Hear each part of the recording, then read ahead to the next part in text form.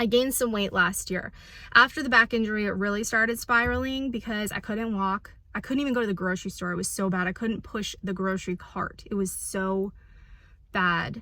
And the MRI showed herniated disc.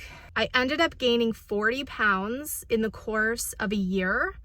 And when you think about it, like that is only like 3 pounds a month of gain, which it can go undetected if you're not weighing yourself, you don't care, you're just kind of letting yourself go.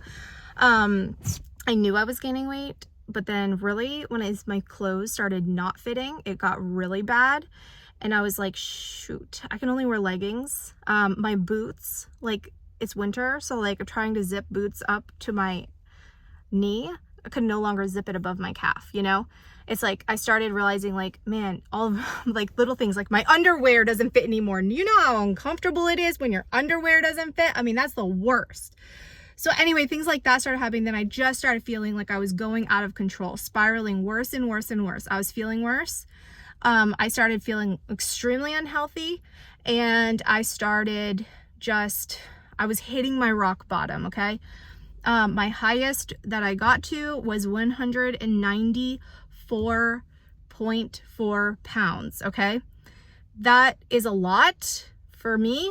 My lowest that I achieved a couple years ago when I was really focused on my health journey was like 150 pounds. I reached a point and I was like, okay, something has to change. I cannot continue down this path. Like in my bloodline, there's, you know, obesity, and whether or not you think it's a disease or what you think about it, my body wants to be obese. And I've said that before many times here, like it just naturally will try to get me to move in that direction. I didn't want to continue on where I was headed because I felt like I was at a crossroad. I could go one way or the other way.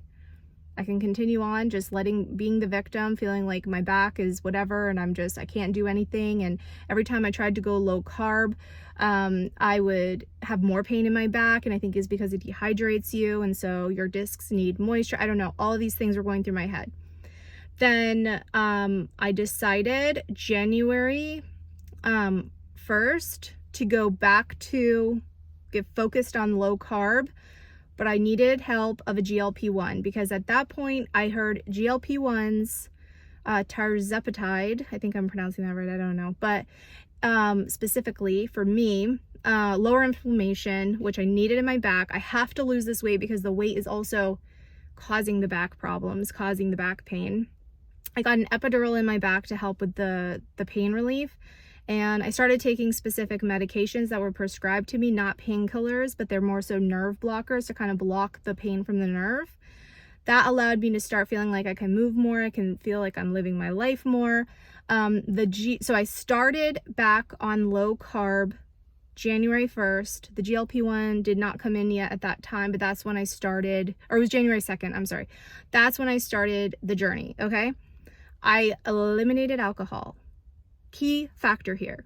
Every time I've ever gained weight, I was drinking alcohol. Every time I've ever lost weight, I was not drinking alcohol. There is a common denominator here, and that is the alcohol. So I quit the alcohol, started low carb serious this time, and had the pain management under control so that going low carb wasn't going to cause that pain, and it didn't.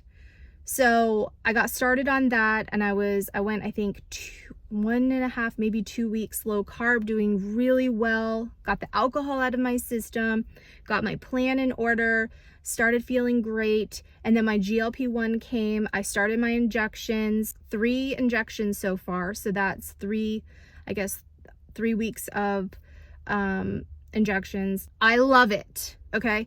I feel so freaking good with the GLP-1. I love it. Like I feel like I have no side effects at all. I feel completely at ease. I feel it like this quitting alcohol this time has been the easiest it's ever been. I don't even want it. I don't have any desire for it. I don't feel the need to stress eat at all. I don't feel the need to go off keto, low carb at all. I feel like I'm in complete control. And now 4 weeks of this, I am down 14 pounds, which is a lot for the first 4 weeks. And I'm really looking forward to, you know, getting down to back to 150 again. But more so retaining my health again, because I need to get my health back in order. So I do plan on getting another microbiome test again, and because the thing is, when you're not in the headspace to really focus on your goals, a microbiome test doesn't matter because you're not going to follow the results you get from it anyway, right? So that's where I was at, because I was just in the space of I don't care, and I ended up in this place where all of a sudden I was forced to care. You know, I'm losing my health. I have to care. My back's literally breaking.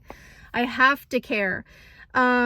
I want to be healthy. Now, I actually feel like oxygen feels like I'm actually breathing again. And I think I can attribute most of it to quitting the alcohol.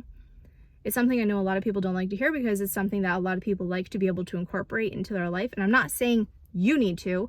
Anything I say on any videos or any content or anything I ever put out has always been, this is just my journey and my story and my experience. Hopefully it inspires you, motivates you, or gives you some kind of, like, I don't know, makes you feel relatable to you, so you're not don't feel like alone. It's kind of like a personal journal, but I'm not telling you what to do, right? I'm just giving you, this is what I'm doing, this is why I'm doing it, this is what's going on. I have not updated anything in YouTube in a very long time, and so I wanted to get back into sharing my journey.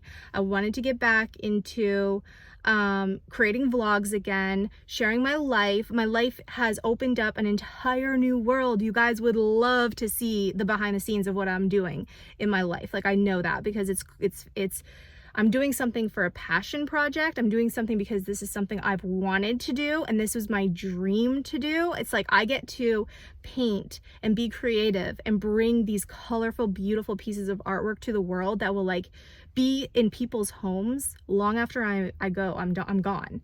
And that impact to me is really cool. So I get to do that, and that's what I've been doing, and that's what I've been focusing on. And I hustled so hard to build this thing up. I invested a huge amount of money. I invested 6 figures of my own money into the startup of this business.